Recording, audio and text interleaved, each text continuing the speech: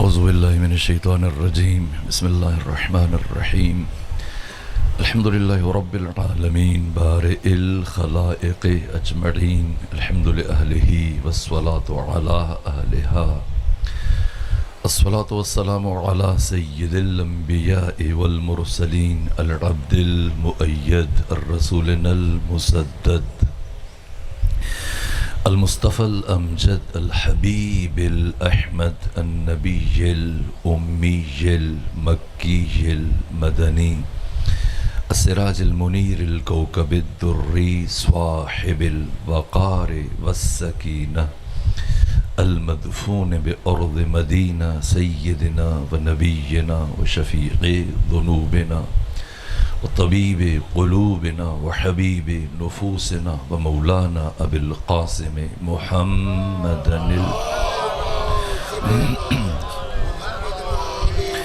وأهل بيته الأطيبين الأطهرين الأنجبين المأسومين المظلومين ولعنة الله على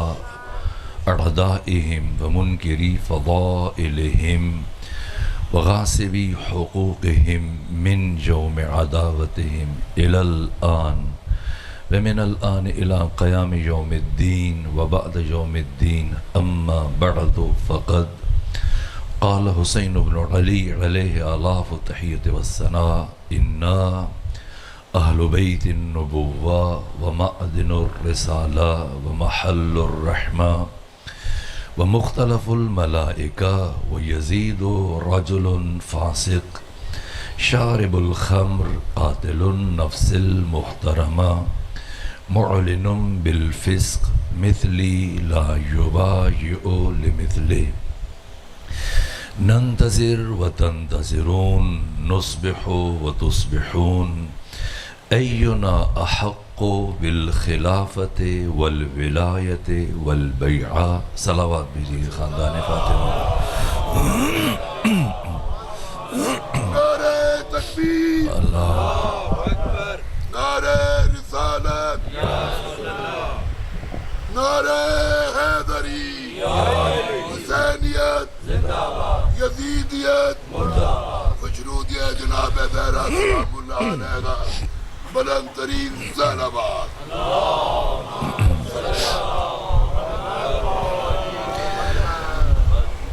یہ وہ کلمات ہیں کہ جو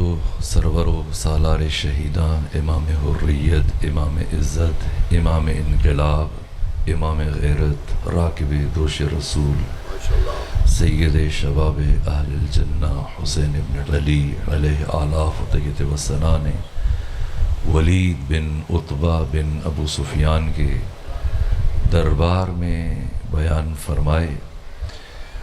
اور ان کلمات میں جو اپنے تعارفات کے بعد یزید ابن معاویہ ابن ابو سفیان ابن حرب ابن امیہ کا پہلا تعارف بیان کیا اور اپنے قیام کا فلسفہ اور حکمت اور وجہ ذکر کی، وہ یہ کہ یزید رجل فاسق ہے، اور اگر امت مسلمہ کا حکمران وہ مرد فاسق ہے اور مجسم فسق ہے اور معلنون بالفسق ہے، تو پھر اس کا کردار اس کی ذات تک محدود نہیں رہے گا، بلکہ پوری امت مسلمہ میں سرایت کر جائے گا، اور امت مسلمہ کا ہر فرد خود یزید بن جائے گا، اس لیے کہ حاکم کا کردار اس کی ذات تک نہیں رکتا، بلکہ ایک ایک فرد قوم تک پہنچتا ہے۔ اس لیے ناگزیر ہے میرا قیام تاکہ میں یزید کے کردار کو بنو امیہ کے گھروں تک محدود کر دوں، اور یزید اور اسلام کے درمیان ایک ایسی لکیر کھینچ دوں کہ جو قیامت تک کے لیے حد فاصل قرار پائے۔ اس لیے قیام فرمایا، اور پھر ائمہ دین جو اس قیام کے وارث قرار پائے، برابر ان کی زندگیوں کا محور اسی فسق اور فجور کے خلاف جہاد تھا، جس کا نتیجہ یہ ہوا کہ بنو امیہ کی حکومت تدریجاً کمزور ہوتے ہوتے اس مرحلے پہ پہنچی کہ پھر انہیں منہ چھپانے کے لیے جگہ نہیں مل رہی تھی، اور سوائے ہسپانیہ کے، اندلس کے، اسپین کے مملکت اسلامیہ میں ان کی حکومت ہمیشہ کے لیے ختم ہوئی، اور پھر 500 سال گزرنے کے بعد اسپین میں بھی ان کی حکومت ہمیشہ کے لیے ختم ہو گئی۔ لیکن اس کی اساس اور اس بنو امیہ کی شکست کی جو اساسی ترین وجہ ہے وہ ائمہ دین، وارثان عاشورہ کا کردار ہے۔ ہر امام کا کردار دوسرے امام سے متصل ہے۔ جہاں ایک امام نے اپنا کام چھوڑا، ایک وارث عاشورہ نے اپنا کام چھوڑا، وہیں سے دوسرے امام، دوسرے وارث عاشورہ نے اپنے کام کو آگے بڑھایا۔ جس نقطے پہ امام حسین کا کام آ کے رکا، بالکل اسی نقطے سے امام علی زین العابدین کا کام شروع ہوا، اور امام سجاد علی زین العابدین نے جس بام عروج تک پہنچایا ہے قیادت اور رہبری کو اور امامت کو، کہ خود امامت کو ناز ہے ایسی ہستی پر امام علی زین العابدین کہ وہ محیر العقول ذات، کہ آج مستشرقین غیر مسلم افراد کے جب آپ کی سیرت کو پڑھتے ہیں تو بشر حیران ہو جاتا ہے کہ کن حالات میں اپنے باوا امام حسین کے مقصد کو بچایا، قیامت تک آنے والی نسلوں تک پہنچانے کا اہتمام کیا۔ اور اس کے بعد پھر آپ کے فرزند حضرت امام محمد باقر، کل آپ کی سیرت کی طرف میں نے کچھ اشارے کیے، بہت سارے اہم پہلو باقی ہیں، لیکن وقت کی کمی کے باعث میں چاہتا ہوں کہ خود آقا امام زمانہ اور آپ کی غیبت صغریٰ اور آپ کی غیبت کبریٰ کے کچھ حصص بھی، اور وہ آپ کی حکومت اور وہ دولت کریمہ جس کا تعارف معصومین نے کروایا، اور پھر عصر غیبت میں ہماری کچھ ذمہ داریاں، ان سے متعلق بھی عرض کروں۔ تو جہاں امام محمد باقر نے اپنے کام کو پہنچایا، اسی نقطے سے امام جعفر صادق علیہ آلاف و تحیت وسنا نے اپنا کام شروع کیا، اور اپنے بابا کے چھوڑے ہوئے 6 شاگردوں سے دنیا کی اس عظیم النظیر اور مثالی یونیورسٹی کو قائم کیا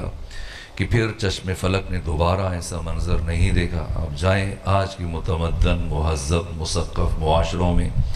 جب بڑی بڑی درسگاہیں ہیں، بڑی بڑی یونیورسٹیاں ہیں، آکسفورڈ ہے، کیمبرج ہے، کیلیفورنیا ہے، ہارورڈ یونیورسٹی اور کیلیفورنیا، اور بڑی دنیا کی جو بڑی درسگاہیں مانی جاتی ہیں، ان درسگاہوں میں، ان یونیورسٹیز میں تمام علوم تدریس نہیں کیے جاتے۔ اگر ایک یونیورسٹی میں بہت سارے علوم پڑھائے جا رہے ہیں، کچھ علوم ایسے ہیں جو وہاں پہ نہیں پڑھائے جا رہے۔ تاریخ انسانی میں پہلی مرتبہ چشم فلک نے یہ منظر دیکھا کہ تمام تر علوم امام جعفر صادق کے مکتب میں، آپ کے مدرسے میں، آپ کی یونیورسٹی میں پڑھائے جاتے تھے، لیکن آسان نہیں تھا، بہت پیچیدہ حالات تھے، مشکل حالات تھے، لیکن باقی ائمہ کی نسبت کسی حد تک امام صادق کو آسودگی میسر آئی۔ یہ پچھلے ائمہ کی محنت کا تسلسل ہے کہ اب حالات میں بدلاؤ آ رہا ہے، لیکن ابھی بھی کیفیت کیا ہے کہ خود بنو امیہ کا جو رویہ تھا، بجائے خود بنو عباس نے کیا کیا، یہاں تک کہ امام جعفر صادق علیہ السلام کے سگے چچا جناب زید کو جس بے دردی سے شہید کیا گیا کہ شہید کرنے کے بعد آپ کے جسم کو جلا دیا گیا اور راکھ کو دریا میں بہا دیا گیا۔ ابھی جب آپ عراق میں جاتے ہیں، اس مقام پر جہاں روزہ بنا ہوا ہے، تو بعض افراد یہ سمجھتے ہیں کہ شاید جہاں پر جناب زید بن علی بن حسین یہاں پر مدفون ہے، نہ، یہ وہ جگہ ہے جس جگہ پر آپ کو شہید کیا گیا۔ یہ المیہ، اتنی بڑی جلیل القدر شخصیت، یہ جو صحیفہ سجادیہ کہ آپ میں سے ہر مومن کے گھر میں موجود ہے، یہ 54 دعائیں کہ جو معرفت کا بار ذخار ہے، امام سجاد نے خود املا کروائیں، یہ دعائیں لکھوائیں۔ کسے لکھوائیں؟ اپنے فرزند جناب زید کو۔ یہ رسالت الحقوق جو 50 حقوق ہیں، جو منشور بشر ہے پوری کائنات کے لیے، قیامت تک کے لیے، امام زین العابدین نے لکھوایا۔ کس کے ہاتھ لکھوایا؟ جناب زید کے ہاتھ لکھوایا۔ یہ جناب زید اپنے زمانے کے زاہد ترین وہ عظیم الشان شخصیت کے آپ نے قیام فرمایا، اور پھر آپ کو شہید کروا دیا گیا، اور اس کے بعد پھر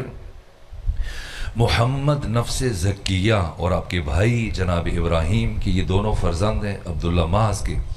عبداللہ محض فرزند ہیں جناب حسن مثنیٰ کے، حسن مثنیٰ فرزند امام حسن مجتبیٰ کے۔ تو یہ دو بھائی جب انہوں نے حکومت وقت کے خلاف قیام کیا تو رائے عامہ اس درجہ ہموار ہوئی۔ ایک صلوات بھیجیے خاندان فاطمہ پر۔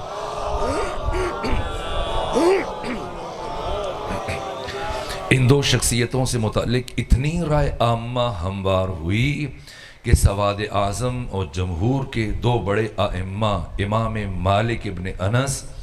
اور امام ابو حنیفہ نعمان بن ثابت دونوں نے محمد نفس زکیہ اور ابراہیم کی مدد کے وجوب کا فتویٰ جاری کیا اور کہا کہ سب مسلمانوں پر واجب ہے کہ ان دو بھائیوں کی نصرت کریں۔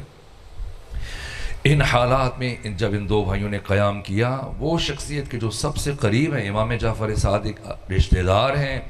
اور پھر اس طرح سے آپ کی ہمدردیاں بھی ان کے ساتھ ہیں، لیکن اس کے باوجود خاموش ہیں۔ اس خاموشی کا راز کیا ہے؟ جہاں پر امام مالک بول پڑے، جہاں پہ ابو حنیفہ بول پڑے، وہاں خود امام جعفر صادق آپ نے سکوت اختیار کیا، اور ان دونوں بھائیوں نے جنگ کی، اور پھر لڑتے لڑتے دونوں بھائی شہید ہوئے، اور دونوں بھائیوں کے کٹے ہوئے سر زندان میں ان کی پدر بزرگوار عبداللہ محض کے پاس بھیجے گئے۔ اتنے حسین چہرے تھے، اتنے خوبصورت جوان تھے یہ دو بھائی، اپنے زمانے کے وہ متقی زاہد حافظان قرآن جو فقیہ مانے جاتے تھے، دین کے عالم مانے جاتے تھے، جو آپ کا کردار تھا۔ تو جب بیٹوں کی کٹے ہوئے سر دیکھے تو وہیں چیخ ماری، اور جناب عبداللہ محض کی شہادت زندان میں ہوگی، لیکن امام جعفر صادق خاموش ہیں۔ تیسری جانب اولاد امام حسن مجتبیٰ کو زنجیروں میں جکڑ کر، توق اور بیڑیاں پہنا کر، بے کجاوہ اونٹوں پر بٹھا کر مدینے سے باہر نکالا گیا، ان کے گھروں کو آگ لگا دی گئی، اور امام جعفر صادق 20 دن تک گریہ کرتے رہے، اور اتنے بیمار ہوئے کہ گھر سے مسجد نبوی تک، مسجد نبوی متصل ہے، ساتھ ہے، لیکن اتنی نکاہت ہوئی، اتنی کمزوری ہوئی کہ گھر سے مسجد نبوی تک نہ جا سکے۔ اس کے باوجود صبر کیا اور ایک لفظ نہیں کہا۔ اور پھر چوتھی جانب جب بنو امیہ کے خلاف ہر طرف سے جنگیں و بغاوت شروع ہوئی، تو عراق سے ابو سلمہ خلال نے جب بنو امیہ سے حکومت چھینی، ان کے گورنر کو مار کے بھگا دیا۔ ایک صلوات بھیجیے خاندان فاطمہ۔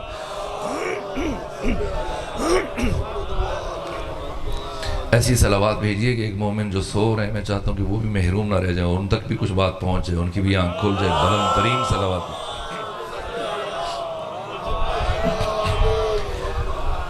آپ نے بھی صلوات پڑھتے ہوئے اس لیے احتیاط کی کہ کہیں وہ معاشر میں شکوہ نہ کریں کہ چین سے سو رہا تھا میں ہوں، کس نے مجھے اٹھا دیا، یہاں بھی ستانے آ گئے، کس نے پتہ بتا دیا۔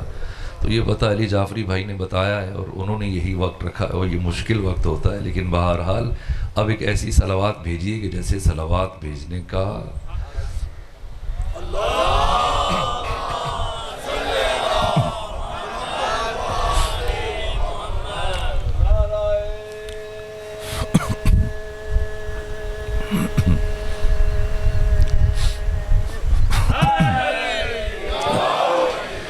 تو ابو سلمہ خلال نے عراق پر قبضہ کر لیا، اور قبضہ کرنے کے بعد خط لکھا امام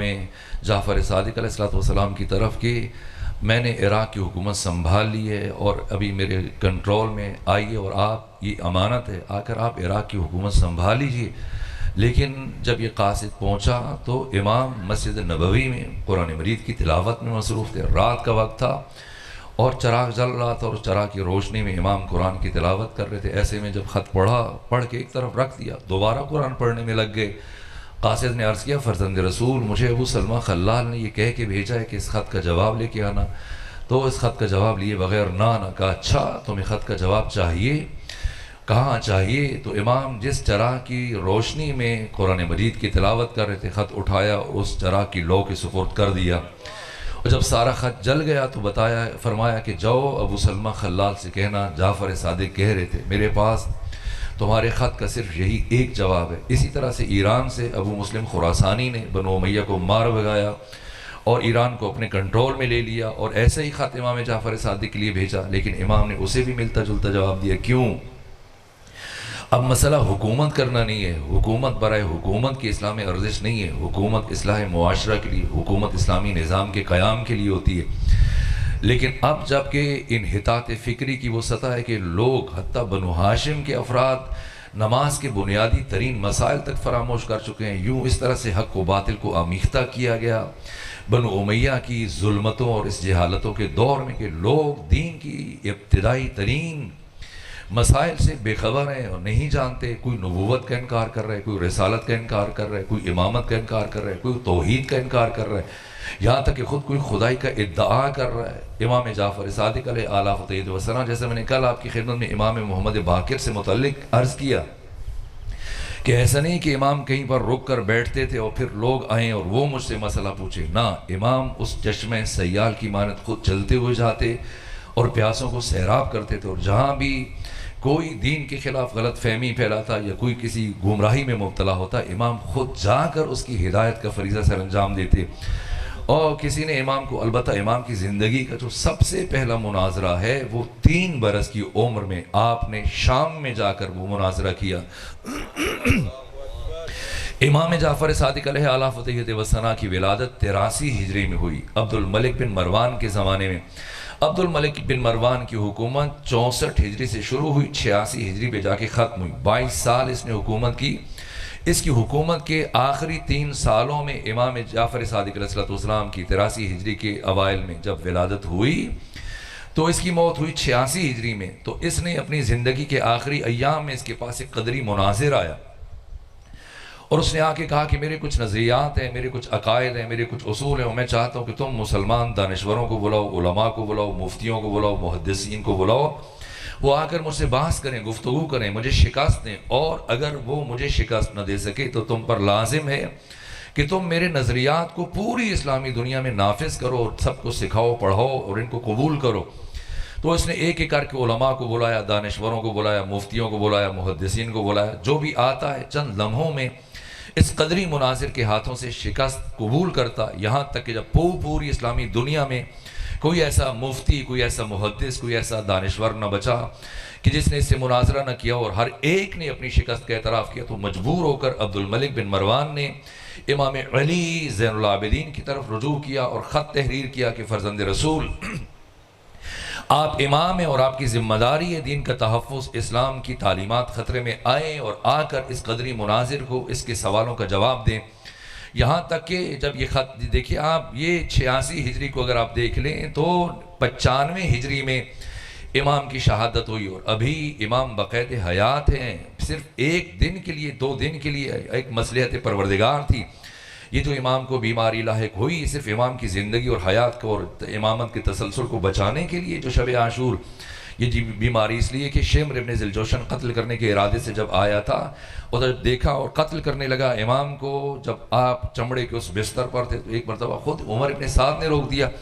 کہ یہ جوان جو خود زخمی ہے اور جو خود بیمار ہے اور اب کچھ دیر کے بعد خود اس کی موت ہو جائے گی, جس طرح سے یہ تڑپ رہا ہے اور جو اس کی کیفیت ہے, تو کیوں اس کے خون میں اپنی تلوار کو رنگین کرنا چاہتے ہو. شمر ابن ذوالجوشن نے دوبارہ تلوار کو نیام میں ڈال دیا. یہ مصلحت الہیہ تھی. باقی تمام عمر سید سجاد امام علی زین العابدین کبھی بیمار نہیں رہے. تو آپ جا سکتے ہیں, خود امام جعفر صادق علیہ السلام آپ کے پوتے ہیں, اور امام زین العابدین جب بلایا گیا کیا خود گئے؟ نہیں, خود نہیں گئے. اگر خود نہیں جا سکتے تو آپ کے فرزند امام محمد باقر علیہ آلاف و تیت وسلام انہیں بھیجتے. نہ خود گئے, نہ اپنے بیٹے امام محمد باقر کو بھیجا, بلکہ اپنے 3 برس کے پوتے امام جعفر صادق کو ایک غلام کے ہمراہ مدینے سے شام روانہ کیا کہ جائیں اور جا کر آپ گفتگو کریں, آپ اس قدری مناظر کے ساتھ مناظرہ کریں. اور جب امام اس صغر سنی میں, اس بچپنے میں, 3 برس کی عمر میں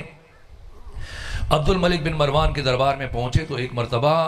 اس کی نگاہ پڑھی تو پوچھنے لگا اہل دربار سے, یہ بچہ کون ہے؟ تو بتایا گیا کہ یہ علی زین العابدین کا پوتا ہے. کہا یہ بچہ یہاں پر کیا کر رہا ہے؟ کہا انہوں نے مناظرے کے لیے بھیجا ہے. تو تعجب سے ایک مرتبہ کہنے لگا یہ کیسا مذاق ہے, اگر خود نہیں آنا تھا نہ آتے, اس چھوٹے سے بچے کو کیوں بھیج دیا جہاں اتنے بڑے بڑے علماء دانشور اپنی شکست کا اعتراف کر کے چلے گئے, تو بھلا یہ چند برس کا بچہ یہ کیا بات کرے گا؟ تو جب امام جعفر صادق نے گفتگو سنی عبد الملک بن مروان کی تو فرمایا پریشان نہ ہو, مجھے زیادہ وقت نہیں لگے گا اور تمہیں زیادہ دیر انتظار نہیں کرنا پڑے گا. اس سے کہو کہ جو بھی سوال کرنا چاہتا ہے سوال کرے تاکہ میں اس کے سوالوں کا جواب دوں.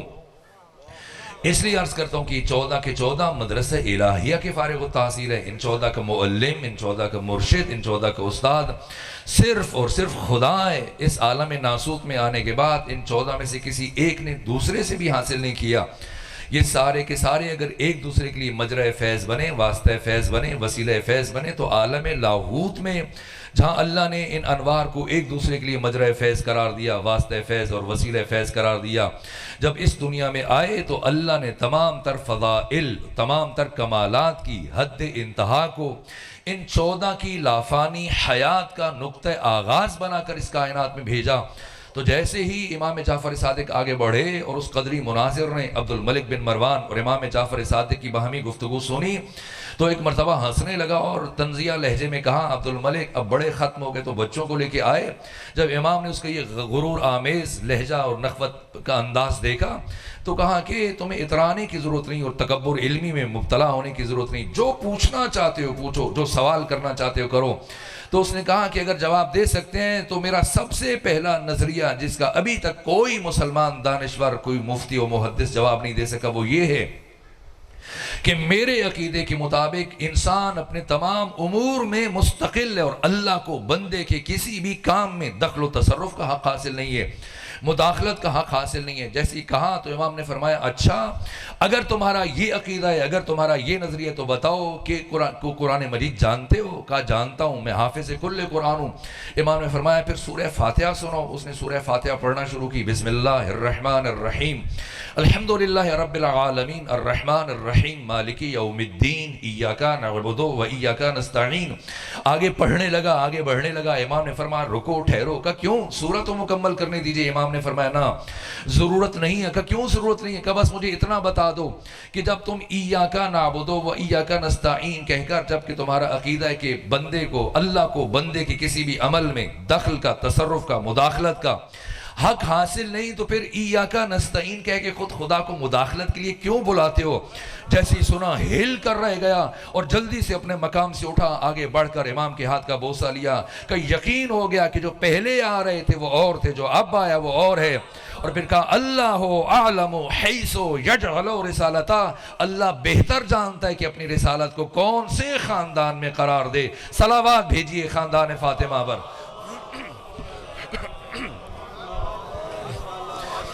اور اس کے بعد پھر امام کی زندگی کے جو قبل آپ کی جب نائب امام کی آپ کی جو نیابت امام کا زمانہ ہے، اس میں جو آپ کے کارنامے، جو آپ کی مناظرات ہے، کہ اب وقت نہیں بچا کہ میں ان کی طرف، جو ابو شاکر دیسانی کے ساتھ آپ کی گفتگو ہوئی ہے، اسی طرح سے ابو سلمہ اس کے علاوہ جو عبداللہ، یعنی چند لمحوں میں، ایسا نہیں کہ طولانی مناظرے کرتے ہو نا، جس طرح سے ابو شاکر دیسانی کے ساتھ آپ کا مناظرہ ہوا، جس طرح سے ابن درہم کے ساتھ آپ کا مناظرہ ہوا، جس طرح سے وہ ہندوستانی طبیب کے ساتھ آپ کی گفتگو ہوئی، یہ ساری تاریخ کے اوراق پر محفوظ ہیں۔ یہاں تک کہ ایک شخص آیا اور آ کر جب امام اپنے شاگردوں کو پڑھا رہے تھے، علوم اور معارف سکھا رہے تھے، سمجھا رہے تھے، ایسے میں ایک شخص آیا اور آ کر کھڑا ہوا، کہا اے جعفر صادق، کس خدا کی باتیں سنا رہے ہو، کس خدا کے متعلق انہیں بتا رہے ہو جس کا کوئی وجود ہی نہیں ہے؟ پہلے اس کا وجود ثابت کرو، تب اس خدا کی باتیں انہیں سناؤ۔ تو کہا کہ آپ خدا اس کا پہلے وجود میرے لیے ثابت کریں، تب میں بھی تسلیم ہو جاؤں۔ تو امام نے کہا اچھا آپ خدا کے وجود سے متعلق مجھ سے بات کرنا چاہتے ہیں؟ کہا اگر آپ مجھے قائل کر دیں تو میں اسی محفل میں اعتراف کروں گا، یا پھر آپ میری بات کو تسلیم کر لیجئے۔ امام نے جب اس نے خدا کے وجود سے متعلق مناظرے کے لیے امام کو دعوت دی تو امام نے کہا ٹھیک، ہم مناظرہ کریں گے، گفتگو کریں گے، لیکن مناظرے سے پہلے بس ایک بات بتاؤ، یہ سب کے سب جتنے بیٹھے ہیں میرا نام جانتے کہ میرا نام جعفر صادق ہے، میں محمد باقر کا بیٹا ہوں، میں محمد مصطفیٰ کی نسل سے ہوں، تو میرے ساتھ مناظرے کے لیے آیا ہے۔ جو شرکاء ہیں، جو سننے والے، ان کا بھی حق ہے کہ انہیں پتا ہو کہ کن دو افراد کے درمیان گفتگو ہونے جا رہی ہے۔ میں نے اپنا تعارف کروا دیا ہے اور تم بھی کم سے کم اپنا نام ان کو بتا دو تاکہ ہم گفتگو کا آغاز کر سکیں۔ جیسے امام نے کہا کہ تم اپنا نام انہیں بتاؤ تاکہ ہم گفتگو کا آغاز کر سکیں، وہ ٹک ٹکی باندھے حیرت سے پھٹی ہوئی نگاہوں سے امام کی طرف دیکھ رہا ہے اور کافی دیر ٹک ٹکی باندھے ہوئے امام کی طرف دیکھتا رہا اور پھر کچھ لمحے گزرنے کے بعد سر جھکایا اور محفل سے نکل گیا۔ جب محفل سے نکلا تو حضرت ابو بصیر امام کی طرف متوجہ عرض کیا فرزند رسول ہم تو بڑے خوش تھے کہ یہ مناظرے کے لیے آیا، مباحثے کے لیے آیا، گفتگو کے لیے آیا، آپ سے سوال کرے گا، آپ جواب دیں گے، ہمارے علم میں بھی اضافہ ہوگا، لیکن آج آپ نے مناظرہ نہیں کیا، آج آپ نے اس کے سوال کا جواب نہیں دیا، اس سے گفتگو نہیں کی۔ امام نے فرمایا نہ مناظرہ تو ہو گیا۔ کہا کیسے؟ ہم نے تو کچھ نہیں سنا۔ امام نے فرمایا مناظرہ بھی ہو گیا اور آنے والے نے اپنی شکست کا اعتراف بھی کر لیا، اور اس کا اس محفل سے چلے جانا خود اس کی شکست کا اعتراف تھا۔ کہا امام ہم نہیں سمجھے جو آپ فرمانا چاہ رہے ہیں۔ امام نے فرمایا یہ شخص مجھ سے اللہ کے وجود سے متعلق گفتگو کے لیے آیا تھا، مناظرے کے لیے آیا تھا، اور میں نے پہلے مرحلے میں رک کر جب اس سے اس کا تعارف پوچھا، اس سے اس کا نام پوچھا تو اس کا نام عبداللہ تھا۔ جیسے ہی میں نے نام پوچھا، زیرک آدمی تھا، ہوشیار آدمی تھا، سمجھدار آدمی تھا، سمجھ گیا کہ جعفر صادق مجھ سے میرا نام کیوں پوچھ رہے ہیں، اس لیے کہ اس کا نام عبداللہ تھا، اور اب اس نے سمجھ لیا کہ اگر میں نام بتاؤں گا تو جعفر صادق نے اگلا سوال یہ پوچھنا ہے کہ جب کوئی اللہ ہی نہیں ہے تو عبداللہ کہاں سے آ گیا؟ تو پہلے مرحلے میں اپنا نام تبدیل کر کے آؤ تاکہ گفتگو ہو سکے۔ یہ انداز ہے، یہ سلیقہ ہے، اسے امامت کہا جاتا ہے۔ قوم کیا ہے اور قوموں کی امامت کیا ہے، اس کو کیا سمجھے گا بلا 2 رکعت کا امام، یہ کہا مرحوم اقبال نے۔ اسی طرح سے یہاں تک کہ پھر آپ کی امامت کا آغاز عملی طور پر جب ان مراحل کو طے کرتے کرتے اس قدر آپ کے شاگردوں کی تعداد بڑھتی چلی جا رہی ہے کہ پھر پوری اسلامی دنیا سے جو بھی فرد ہے جو سوالات لے کے آتا ہے، حتیٰ غیر مسلم افراد آتے ہیں امام کی بارگاہ میں، امام ان سے گفتگویں کرتے ہیں دیر تک مفصل، کئی دن تک مباحثات کا سلسلہ بھی جاری رہتا ہے۔ آپ کی شاگردان انہیں تحریر کرتے ہیں۔ شروع میں جب کوئی فرد آتا تو امام خود اس سے بات کرتے، خود گفتگو کرتے، لیکن رفتہ رفتہ امام نے اتنی بڑی بڑی برجستہ ترین شخصیتوں کو تیار کیا، تراشا مختلف علوم میں، یہاں تک کہ لغت اور ادبیات میں ابان بن تغلب جیسی شخصیت کو تیار کیا، علوم قرآن میں، تفسیر میں جناب حمران جیسی شخصیت کو تراشا، علم فقہ میں جناب زرارہ بن آیون جیسی شخصیت کو تراشا ہے، اور اسی طرح سے علم حدیث میں ابو بصیر جیسی شخصیت کو تیار کیا، اور علم کلام میں عقائد میں مومن طاق جیسی شخصیت کو، علم کیمیا میں، کیمسٹری میں جابر بن حیان۔ یہ جابر بن حیان جو آپ کے بچے اسکولوں میں جا کے پڑھتے ہیں کہ بابا کیمیا تھے، فادر آف کیمسٹری تھے، کون تھے؟ امام جعفر صادق کے 4000 شاگردوں میں سے ایک شاگرد تھے یہ جابر بن حیان، اور ان جابر بن حیان نے 400 کتابیں لکھی، اور اپنی ایک کتاب کے شروع میں یہ تاریخی جملہ لکھا جابر بن حیان نے کہ قیامت تک آنے والا کوئی ایک دانشور میرے کسی بھی نظریے کو رد نہیں کر سکتا، کہ کیوں؟ اس لیے کہ میں امام جعفر صادق کا شاگرد ہوں۔ صلوات بھیجئے خاندان فاطمہ پر۔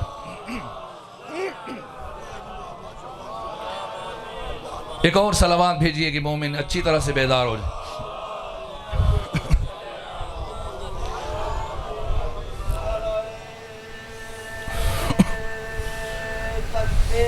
اللہ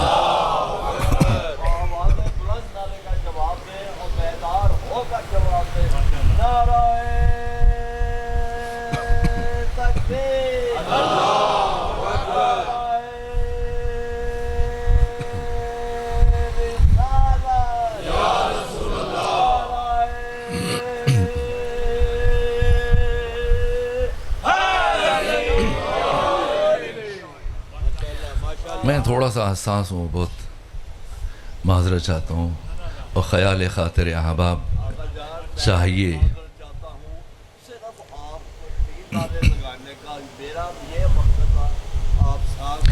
خدا آپ کو جزائے خیر عطا فرمائے، پروردگار آپ کو بہترین جزا عطا فرمائے، لیکن وہ خیال خاطر احباب چاہیے ہر دم، انیس ٹھیس نہ لگ جائے آپ گینوں کو۔ تو ایک مومن مجھے اچھا نہیں لگتا بس، لیکن ان کی آنکھ لگ جاتی ہے، اور فضائے مجلس میں سونا بھی خود بہت بڑی عبادت ہے، لیکن میں حساسیت کے سبب سے تھوڑا پھر دقت میں آ جاتا ہوں۔ تو اگر وہ جو پہلی نشستیں ہیں ان کے بجائے اگر پچھلے مرحلے میں رک کر آرام کریں تو اس میں کوئی مذائقہ نہیں ہے، میرے لیے مشکل ہو جاتی ہے، اس لیے میں بار بار گستاخی کر دیتا ہوں۔ ایک صلوات بھیجیے خاندان فاطمہ۔ امام جعفر صادق علیہ آلاف و تحیت و ثنا نے تھوڑے عرصے میں مختلف علوم میں مختلف شخصیتوں کو تراشا، تیار کیا، مرید پرور نہیں تھے، شخصیت پرور تھی، اتنی بڑی بڑی شخصیتوں کو تراشا کہ پوری اسلامی دنیا سے کوئی عالم، کوئی دانشور، کوئی مفتی اٹھ کر آتا گفتگو کے لیے، بحث کے لیے، مناظرے کے لیے، مباحثے کے لیے، تو امام پوچھتے بتاؤ کس بارے میں بات کرنا چاہتے ہو؟ اگر وہ کہتا قرآن میں اور تفسیر میں بات کرنا چاہتا ہوں، مناظرہ کرنا چاہتا ہوں، فرماتے حمران سے بات کرو۔ اگر کہتا فقہ میں، فرماتے زرارہ سے بات کرو۔ اگر کہتا حدیث میں، امام فرماتے ابو بصیر سے بات کرو۔ اگر کہتا عقائد میں، توحید میں، علم کلام میں بات کرنا چاہتا ہوں، فرماتے مومن طاق سے بات کرو۔ اگر وہ اصرار کرتا کہ نہیں میں آپ سے بات کرنا چاہتا ہوں، تو امام فرماتے نہ، تم ان سے گفتگو کرو، ان سے بحث کرو، ان سے مناظرہ کرو۔ اگر تم نے ان میں سے کسی ایک کو شکست دے دی تو سمجھ لینا تم نے جعفر صادق کو شکست دی ہے۔ اتنی بڑی بڑی شخصیتوں کو تراشا، اور پھر مکتب اہل بیت کی اس طرح سے بنیاد رکھی، احیاء کیا مکتب محمدی کا، اور آئین مصطفیٰ کا اس طرح سے احیاء کیا، اور اس طرح سے لوگوں کو حق و حقیقت اور اسلام سے آشنا کیا کہ گویا لوگ ابھی ابھی پہلی مرتبہ اسلام سے آشنا ہو رہے ہیں۔ بنو امیہ کی تاریکیوں کو، جہالتوں کو اس طرح سے حرف غلط کی طرح سے مٹاتے چلے گئے، اور لوگوں میں اس طرح سے روشنی بکھیرتے چلے گئے۔ یہ وارثان عاشورہ کے شہادت حسین کے بعد ان ائمہ دین نے ایک سال، ایک مہینہ، ایک ہفتہ، ایک دن تو بجائے خود ایک لمحے کے لیے بھی کار امامت کو رکنے نہیں دیا، اور مسلسل بات آگے بڑھتی چلی گئی۔ کہاں سے بات شروع ہوئی کہ امام سجاد کے زمانے میں کہ جب ایک شخص صرف سلام کے لیے کھڑا ہوتا تو اسے بھی بلا کر گورنر ہاؤس میں اسے تفتیش کی جاتی تھی، اور آج امام صادق علیہ آلاف و تحیت و ثنا، جبکہ آپ دیکھیں آپ 12 ائمہ کو مانتے ہیں، آپ سب کے سب علوی بھی ہیں، آپ حسنی بھی ہیں، حسینی بھی ہیں، مہدوی بھی ہیں،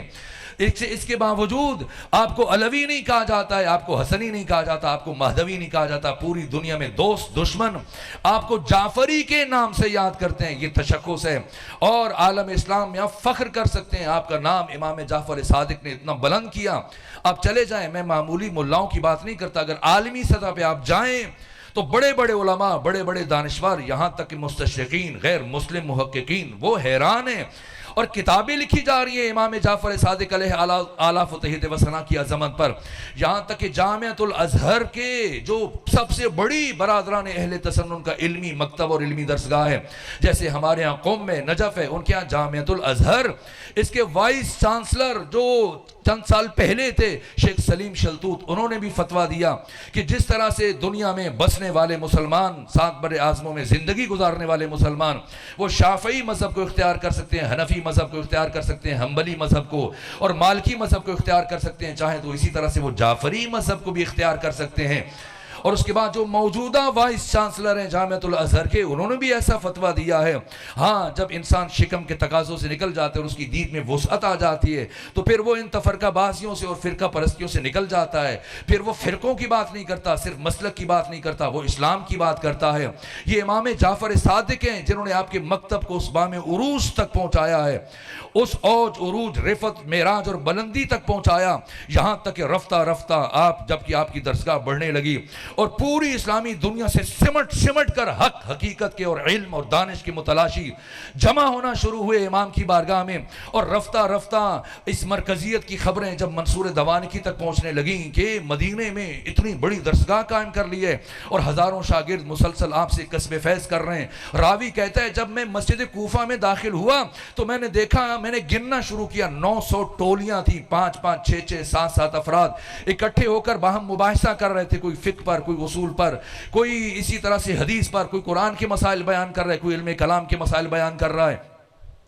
تو یہ میں نے گننا شروع کیا تو ان ٹولیوں کی، گروہوں کی تعداد 900 تھی، اور جب میں جس ٹولی کے پاس سے گزرتا، جس گروہ کے پاس گزرتا تو ہر ایک کی زبان پر بس یہی جملے جاری تھے، قال الباقر قال الصادق، قال الباقر قال الصادق۔ یہ امام جعفر صادق کی پوری اسلامی دنیا میں ہر اہل شعور، ہر اہل معرفت کے دل پر حکومت کرنے لگ گئے، اور آپ سے محبت یوں بڑھنے لگی کہ مدینہ علم کا، معرفت کا، روحانیت کا، نورانیت کا مرکز بن گیا۔ اور جیسے یہ خبریں منصور دوانکی تک پہنچنا شروع ہوئیں،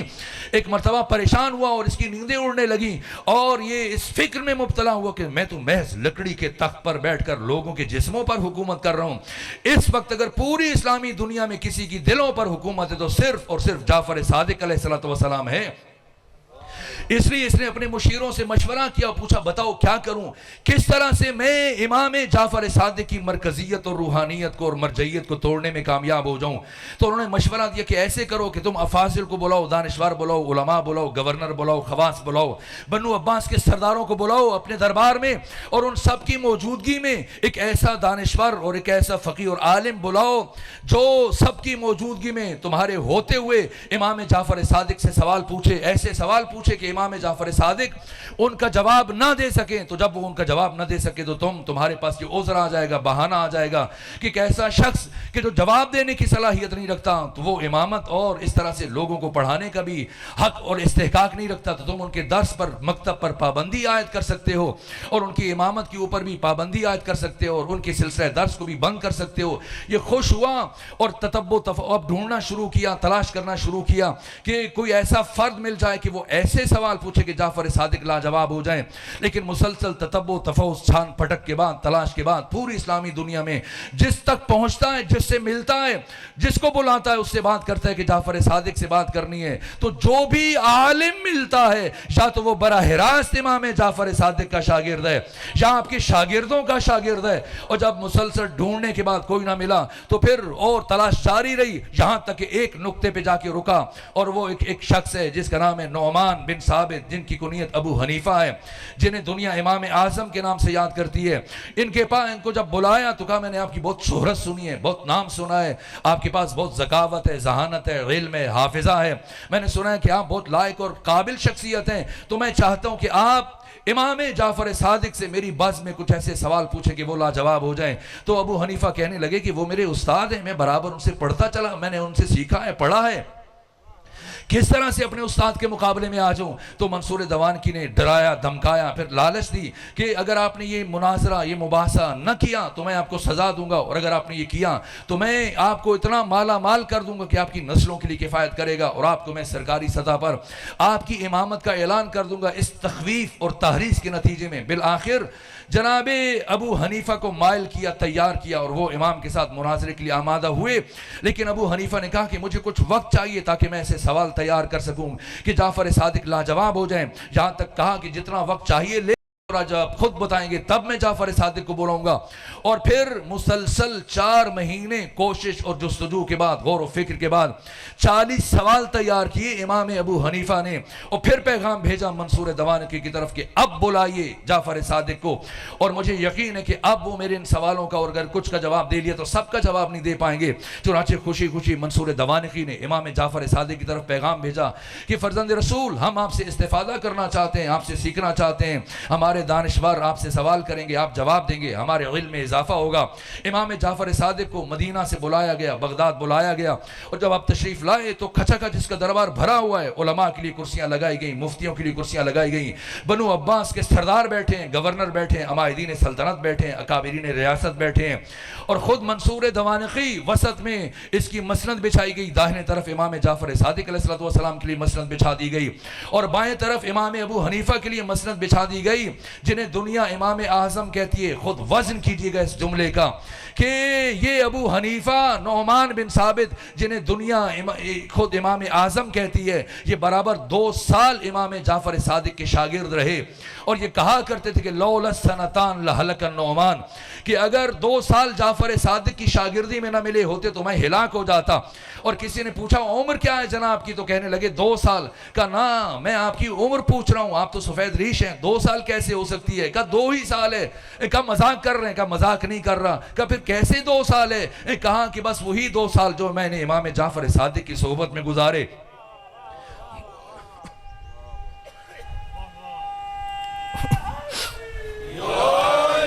تو وزن کیجئے گا میرے عزیزو، بسم اللہ، آپ سلامت رہے۔ محمد و اہل بیت محمد صلوات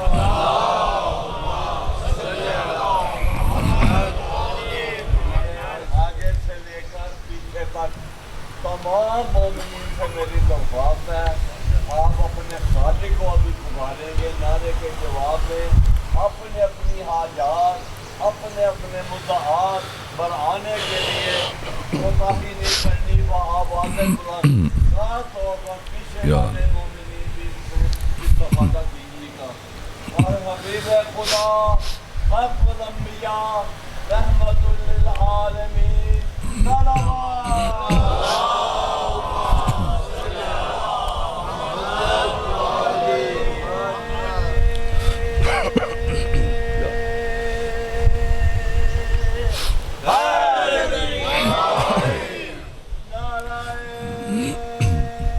या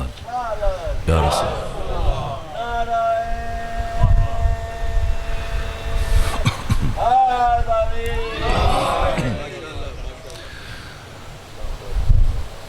تو امام جعفر صادق وہ ہستی کہ صرف 2 سال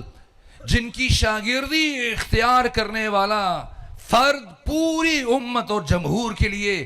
امام اعظم کہلائے، اس امام کی اپنی امامت کا معیار کیا ہوگا؟ یہ امام جعفر صادق ہیں اور ہزاروں افراد بیٹھے ہیں، دربار کھچا کھچ بھرا ہوا ہے، اور وسط میں منصور دوانقی، داہنے جانب امام صادق، بائیں طرف امام ابو حنیفہ، اور پھر منصور دوانقی نے ان لفظوں سے گفتگو کا آغاز کیا کہ اے امام جعفر صادق، یہ ہمارے ملک کے بہت بڑے دانشور ہیں اور ان کے کچھ سوالات ہیں، اور ہم نے چاہا کہ اس بز میں یہ سوالات پوچھے جائیں تاکہ ہم سب آپ کے علم سے استفادہ کر لیں۔ تو اب یہ امام کا شاگرد رہ چکا ہے، برابر 2 سال پڑھتا رہا، امام سے سیکھتا رہا، لیکن ظرف کی بلندی کی انتہا ہے، نہیں فرمایا کہ کسے میرے مقابلے میں لے کے آئے ہو، یہ تو میرا شاگرد ہے، بس اتنا فرمایا ہاں ہم انہیں جانتے ہیں، ان سے کہیے جو پوچھنا چاہتے ہیں پوچھیں۔ اور پھر جناب ابو حنیفہ نے سوالات کا سلسلہ شروع کیا۔ میں چاہتا تھا آج مفصلاً کچھ تفصیلی سوالات آپ کے سامنے پیش کرتا، لیکن وقت ختم ہو رہا ہے، تو چند ایک سوال آپ کے سامنے عرض کروں۔ پہلا سوال پوچھا، کہا اے امام صادق بتائیے مردار میں اور ذبیحہ میں کیا فرق ہے، کیوں ایک کا گوشت حلال ہے دوسرے کا گوشت حرام ہے؟ امام نے فرمایا خون کا فرق ہے، ایک کا خون اس کے جسم سے نکل جاتا ہے اس لیے وہ حلال ہو جاتا ہے، دوسرے کا خون اس کے جسم کے اندر رہ جاتا ہے اس لیے وہ حرام ہے۔ تو کہا اللہ نے خون کو کیوں حرام قرار دیا؟ اگر اللہ خون کو حلال قرار دے دیتا تو کم سے کم یہ گوشت ضائع نہ جاتا، اور ایسے مفلوق الحال تو ہی دست تو ہی دامن مفلس اور غریب افراد جو عام دنوں میں اپنے بچوں کو گوشت نہیں کھلا سکتے، کم سے کم اسی مردار کا گوشت کھلا کے اپنے بچوں کا پیٹ بھر دیتے، تو اللہ نے خون کو کیوں حرام قرار دیا؟ امام نے فرمایا اس لیے کہ اللہ اپنے بندوں سے بہت محبت کرتا ہے۔ کہا کہ محبت کا، اللہ کا بندوں کے محبت کا اور اس خون کی حرمت کا کیا تعلق ہے؟ امام نے فرمایا اس لیے کہ خون اپنے اندر ضرر رکھتا ہے، نقصان رکھتا ہے، اور اللہ کبھی بھی کسی نقصان دینے والی چیز کو اپنے بندوں پر حلال قرار نہیں دے سکتا۔ کہا کیسا نقصان ہے خون میں؟ امام نے فرمایا کہ 3 نقصان ہیں۔ کہا کون سے؟ امام نے فرمایا پہلا نقصان یہ ہے کہ اگر کوئی خون کھانا یا پینا شروع کر دے تو خون کے استعمال سے پہلا ضرر وہ قسی القلب ہو جائے گا، سنگ دل ہو جائے گا، پتھر دل ہو جائے گا، انسان سے حیوان بن جائے گا، درندگی آ جائے گی اس میں۔ دوسرا اس کے جسم سے ایسا تعفن اٹھے گا، بدبو اٹھے گی کہ باقی لوگوں کے لیے اسے تحمل کرنا، برداشت کرنا مشکل ہو جائے گا۔ اور تیسرا یہ کہ اسے کوڑ اور جزام کی بیماری لاحق ہو جائے گی۔ یہ 3 ضرر ہیں اگر کوئی خون استعمال کرے گا، اس لیے اللہ نے مردار کو حرام قرار دیا۔ تو کہا پھر ہمیں کیسے پتا چلے کہ جو گوشت ہم بازار سے خرید کر لائے ہیں یہ گوشت مردار کا یا ذبیحہ کا؟ ممکن ہے کہ قصاب نے خیانت کی ہو، باقیوں کا تو مجھے نہیں پتا، ہم تو خبروں میں پڑھتے ہیں کہ لاہور میں کیسے کیسے گوشت کھلائے گئے اہل لاہور کو، تو کیسے پتا چلے کہ جو گوشت ہم خرید کے لائے مردار کا یا ذبیحہ کا؟ تو امام نے فرمایا اگر تمہیں شک ہو کہ قصاب نے خیانت کی ہے تو گوشت کو گھر میں لانے کے بعد اس گوشت کو آگ پہ رکھو، اگر پھیلنا شروع ہو جائے تو مردار ہے، اگر سمٹنا شروع ہو جائے تو ذبیحہ ہے۔ کہ اگر ذبیحہ شرط ہے اور ذبیحہ کی اتنی اہمیت ہے تو پھر مچھلی کو تو ذبح نہیں کیا جاتا ہے۔ امام نے فرمایا مچھلی اگر پانی کے اندر مرے تو مردار ہے، پانی سے باہر آ کر مرے تو ذبیحہ ہے۔ کا کیا فرق پڑتا ہے پانی کے اندر مرے یا باہر مرے؟ بالآخر اسے ذبح تو نہیں کیا جاتا۔ امام نے فرمایا فرق پڑتا ہے، مچھلی جب پانی کے اندر مرتی ہے تو مرنے سے پہلے تڑپتی نہیں ہے، لیکن جب پانی سے باہر مرتی ہے تو مرنے سے پہلے تڑپتی ہے۔ تو اس تڑپنے کے نتیجے میں اس کے جسم کا سارا خون اس کے سر میں جا کے اکٹھے ہو جاتا ہے اور باقی کا سارا گوشت سالم اور محفوظ رہ جاتا ہے۔ تو کہا کیسے پتہ چلے کہ یہ جو قصاب ہے، جو مچھلی فروش ہے، یہ ہمیں وہ مچھلی بیچ رہا ہے جو پانی کے اندر مری یا وہ مچھلی بیچ رہا ہے جو پانی کے باہر مری ہے؟ امام نے فرمایا اگر تمہیں شک ہو تو اس مچھلی کو دوبارہ پانی کے اندر رکھ دو، اگر یہ پیٹ کے بال اس کا جسم پانی کے اوپر تیرے تو سمجھو کہ یہ مردار ہے، اور اگر دوسری کروٹ میں یہ پانی کے اوپر تیرے تو سمجھو کہ یہ ذبیحہ ہے۔ کہا اچھا، اور اس کے بعد پھر باقی سوالات پوچھتے پوچھتے کہا کہ ایسی جنت کا کیا فائدہ؟ بس میں مختصر کر رہا ہوں، ایسی جنت کا کا کیا فائدہ کہ انسان خود تو جنت میں چلا جائے لیکن اس کے بیوی بچے بہن بھائی ماں باپ اولاد دوست عزیز رشتہ دار وہ جہنم میں چلے جائیں. جب بھی اسے جنت میں اپنوں کی یاد آئے گی اور یاد ستائے گی تو یہ جنت اس کے لیے جہنم بن جائے گی, تکلیف میں مبتلا ہو جائے گا. جنت تو آسائش کی جگہ ہے, سکون کی جگہ ہے, تو جب بھی اسے اپنوں کی یاد آئے گی یہ اذیت میں مبتلا ہو جائے گا تو ایسی جنت کا کیا فائدہ. امام نے فرمایا ایسا نہیں ہوگا جیسے تو کہہ رہا. کیوں ایسا نہیں ہوگا؟ امام نے فرمایا کہ جنت میں پہنچنے کے بعد انسان کی عقل کامل ہو جائے گی, اور جب انسان کی عقل کامل ہو جائے تو اس کی دوستی اور دشمنی کا معیار صرف خدا بن جاتا ہے, اور جب کسی کی دوستی اور دشمنی کا معیار صرف خدا بن جائے تو پھر ایسا انسان کبھی بھی اللہ کی کسی نافرمان بردار اور دشمن کے لیے پریشان نہیں ہوتا. کا اولاد فاطمہ ہونا کون سا بڑا شرف ہے, سید ہونا کون سی بڑی بات ہے, اولاد فاطمہ ہونا کون سے اعزاز کی بات ہے. امام نے فرمایا کیا یہ شرف کم ہے کہ ہر ایک ہمارے نسب میں شامل ہونے کی کوشش کرتا ہے لیکن ہم کسی کے نسب میں شامل ہونے کی کوشش نہیں کرتے. کیا وجہ ہے کہ آپ کے شیعہ اعمال میں سست ہیں, سستی کرتے ہیں, نماز روزے میں غفلت کرتے ہیں, تاخیر کرتے ہیں, چھوڑ دیتے ہیں, لیکن جو آپ کی ولایت اور امامت کو نہیں مانتے یہ بڑی باقاعدگی سے نمازیں ادا کرتے ہیں, عبادات کو انجام دیتے ہیں, لیکن آپ کے شیعہ نماز روزے میں سستی کرتے ہیں. اس کی کیا وجہ ہے کہ جو آپ کی ولایت کو مانتے ہیں اعمال میں سست ہیں اور جو نہیں مانتے وہ اعمال میں چست ہیں. تو حضرت نے فرمایا کہ ابلیس نے ہمارے شیعوں کو عقیدے میں گمراہ کرنے کی کوشش کی تو ناکام ہوا, پھر اس نے سارا زور ان کے عمل پر صرف کیا تو نتیجتاً ان سے عمل میں سستی ہو جاتی ہے. لیکن ہمارے دشمنوں کو عقیدے میں گمراہ کرنے کے بعد ان کے حال پر چھوڑ دیا کہ عمل میں لگے رہو, یہ کون سا تمہیں کوئی فائدہ پہنچا دے گا.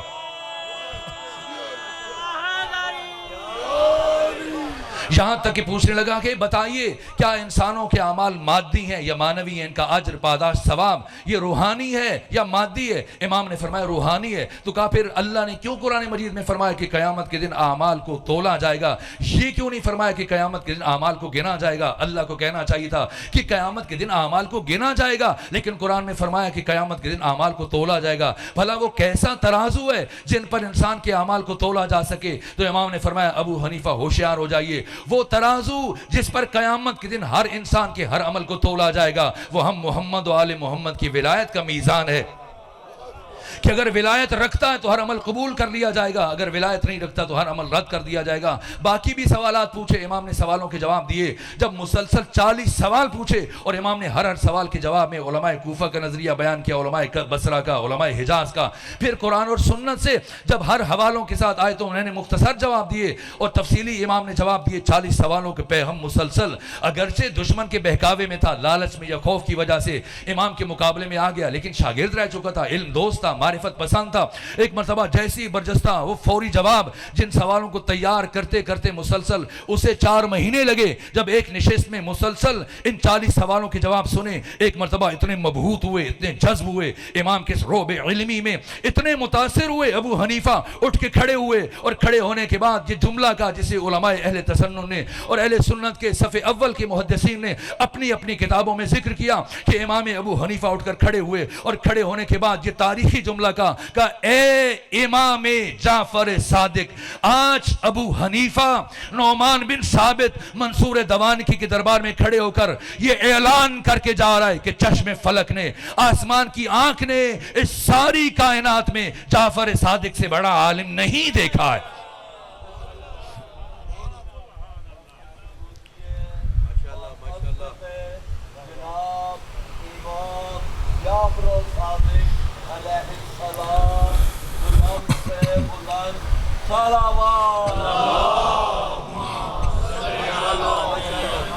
پروردگار سلامت رکھے. شرمندہ ہوں کہ وقت ختم ہوا تو یہیں پر رک رہے ہو, کل یہیں سے اپنی بات آگے بڑھائیں گے. مجھے احساس ہے آپ کی مصروفیات کا, صبح کے وقت میں آپ اہل بیت علیہم السلام کو کربلا کے شہیدوں کا پرسہ دینے کے لیے آتے ہیں. پروردگار آپ کے اس ایک ایک لمحے کے عوض میں آپ کو اجر عظیم عطا فرمائے, اور میدان معاشر میں جب ابراہیم خلیل جیسے نبی گھٹنوں کے بل چل رہا ہوگا, نفسی نفسی کی آواز جاری ہوگی, ایسے مرحلے میں پروردگار ہم سب کو شفاعت حسین ابن علی نصیب فرمائے. آئے آج آقا حسین کو ان کے 2 بھانجوں کا پرسہ پیش کرتے ہیں. وہ بیوی جس نے اپنا سب کچھ حسین پر قربان کر دیا, کیا شرف ہے اور کیا مقام ہے ثانی زہرا کا کہ ہر امام, وقت نہیں بچا کہ میں عرض کرتا کہ امام صادق نے ثانی زہرا سے متعلق کیا جملے کہے. خود امام موسیٰ کاظم علیہ السلام. بس میں ایک جملہ آقا امام زمانہ کی نسبت سے عرض کروں. آیت اللہ مرشی نجفی فرماتے ہیں کہ میں نے آقا امام زمانہ کو خواب میں دیکھا اور انہوں نے مجھ سے کہا مرشی جاؤ فلاں گلی میں ایک شاعر رہتا، اسے جا کے میرا سلام پہنچاؤ اور اسے کہنا رات جو اشعار تم نے لکھے ہیں زمانے کا امام تمہارا شکریہ ادا کر. آیت اللہ مرشی جب اسی جگہ پہنچے جو خواب میں امام نے تعلیم فرمائی، دق الباب کیا، شاعر نے دروازہ کھولا اور امام کا پیغام پہنچا کہ اے شاعر، امام زمانہ فرما رہے تھے کہ رات جو آپ نے اشعار لکھے میں تمہارا شکریہ ادا کرتا. پھر رخصت ہونے لگے تو آقا مرشی کہتے ہیں کہ مجھے خیال آیا کہ وہ کیسے اشعار ہوں گے کہ جن کی وجہ سے وقت کا امام اس شاعر کا شکریہ ادا کر رہا ہے. تو میں نے شاعر سے کہا اگر مناسب سمجھے تو وہ کلام مجھے بھی دکھا دیں جو آپ نے رات لکھا. جب وہ شاعر کلام اٹھا کے لایا تو اس کا پہلا شعر یہ تھا کہ سر نئی در نئی نوا می ماند اگر زینب نبود، کربلا در کربلا می ماند اگر زینب نبود، کربلا کربلا ہی میں رہ جاتی اگر زینب بنت علی نہ ہوتی. کیا کیا کیا اس بی بی نے، اور باقی شہادتیں بھی ہوئیں. لیکن جناب اون و محمد شب عاشور جناب ثانی ہزارہ دونوں بچوں سے نوازش کر رہی ہیں اور اپنے ہاتھوں سے دونوں بیٹوں کے ہاتھ سروں میں بالوں میں کنگھی کر رہی ہیں اور ساتھ وصیتیں کر رہی ہیں. نے کہا اے میرے بیٹو، اے میرے شیرو، تم علی ابن ابی طالب کے پوتے ہو، تم علی ابن ابی طالب کے نواسے ہو، تم جناب جعفر طیار کے پوتے ہو. اے میرے بہادرو، اے میرے شیرو، کل جب میدان جنگ میں جانا تو کوشش کرنا کہ اپنے ماموں آقا حسین کے سب سے بڑے دشمن عمر ابن سعد کو تم اپنے ہاتھ سے قتل کرنا، اور اگر جنگ کرتے کرتے تم فرات تک پہنچ جاؤ تو خبردار میرے بیٹو پانی نہ پینا، اس لیے کہ حسین ابن علی میرے بھائی کے بچے تم سے زیادہ پیاسے ہیں. یہاں تک کہ رات تمام ہوئی اور عاشور کی صبح آئی اور ثانی زہرا ایک مرتبہ جب دونوں بچے آپ کے سامنے آئے تو فرمایا بیٹو میں آپ کو رخصت کر چکی تھی، آپ لوگ ابھی تک نہیں گئے. نے کہا اماں ہم جانا چاہتے ہیں لیکن ہمارے ماموں آقا حسین ہمیں اجازت نہیں دے رہے. یہاں تک کہ ثانی زہرا خود چل کر گئیں. کہا بھیا حسین میرے بیٹوں کی قربانی قبول فرمائیں. حضرت نے تأمل کیا. بی بی نے کہا بھیا حسین میں آپ کو اپنے حق کا واسطہ دیتی ہوں، میرے بیٹوں کو میدان جنگ میں جانے کی اجازت دیجیے. حضرت نے فرمایا اے میری بہن زینب، شاید ان کے باپ عبداللہ بن جعفر کی اجازت نہ ہو. کہ بھیا حسین عبداللہ بن جعفر نے مجھ سے یہ کہا تھا کہ اگر جنگ کا مرحلہ آ جائے اور حسین کو دشمنوں کے ساتھ لڑنا پڑ جائے تو ان دو بیٹوں کو اون و محمد کو علی اکبر سے پہلے میدان جنگ میں روانہ کرنا. بس اب امام حسین نے آمادہ کیا، تیار کیا. ایک بھانجے کو آپ نے تیار کیا، جناب محمد کو، اور جناب اون کو حضرت ابو الفضل عباس نے آمادہ کیا، تیار کیا. شرمندہ ہوں وقت ختم ہو رہا ہے لیکن چند جملے سنیں، تفسیری شہادت پھر رات میں عرض کر دوں گا. یہاں تک کہ یہ دونوں شہزادے جب میدان جنگ کی طرف چلنے لگے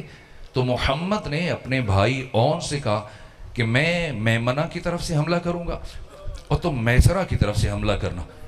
اور ہم دونوں میمنہ و میسرہ کو چیرتے ہوئے قلب لشکر کی طرف بڑھیں گے جہاں عمر ابن سعد کھڑا ہے. تو میری ماں نے، ہماری ماں نے یہ کہا ہے کہ تم نے ماموں کے سب سے بڑے دشمن عمر ابن سعد تک پہنچنا ہے، اسے قتل کرنا ہے. تو یوں ہم وہاں پر بالملک پہنچ کے ملاقات کریں گے.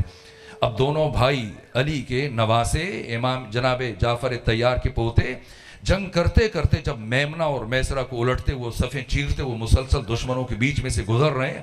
اور ایسی جنگ کر رہے ہیں کہ کشتوں کے پشتے لگا رہے ہیں اور آگے بڑھتے چلے جا رہے ہیں. یہاں تک کہ جیسی قلب لشکر سے قریب ہو رہے تھے عمر ابن سعد کی نگاہ پڑی ان دو شہزادوں پر، گھبرایا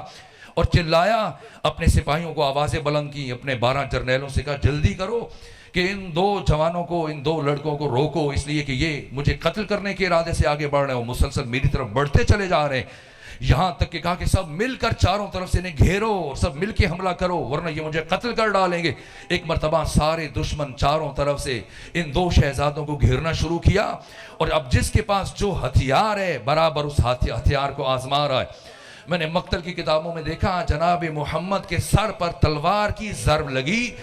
جس سے آپ کا سر شگافتہ ہوا، اور جناب اون کے سر پر گرز مارا گیا جس سے آپ زین فرس کے اوپر خود کو سنبھال نہ سکے، اور دونوں شہزادے زمین پر آئے۔ جناب اون کی اسی لمحے شہادت ہو گئی جب وہ زمین پر آئے، لیکن جناب محمد میں رمق حیات باقی تھی اور آواز دی مامو جان ہمارا آخری سلام قبول کیجئے۔ ادھر حسین ابن علی اور ادھر ابو الفضل عباس، دونوں شخصیتوں نے اپنے گھوڑوں کو ایڑ لگائی۔ آئے جناب ابو الفضل عباس نے اون کا لاشا اٹھایا، اور امام حسین جب پہنچے جناب محمد تک رمق حیات باقی تھی، جناب محمد کا سر اٹھا کر زانو پر رکھا،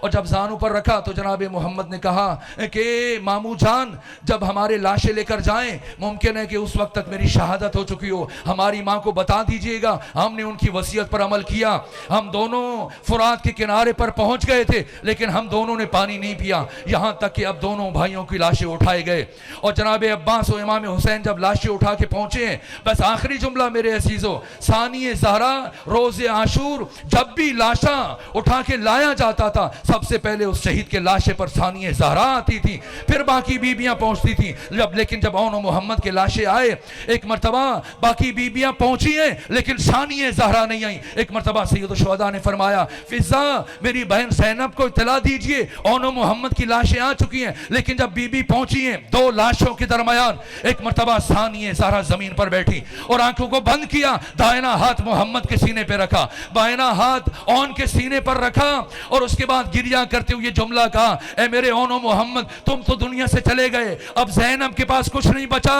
میرا بھائی حسین اکیلا ہے، اب میں اپنے حسین پر کسے قربان کروں گی؟ الا لعنت اللہ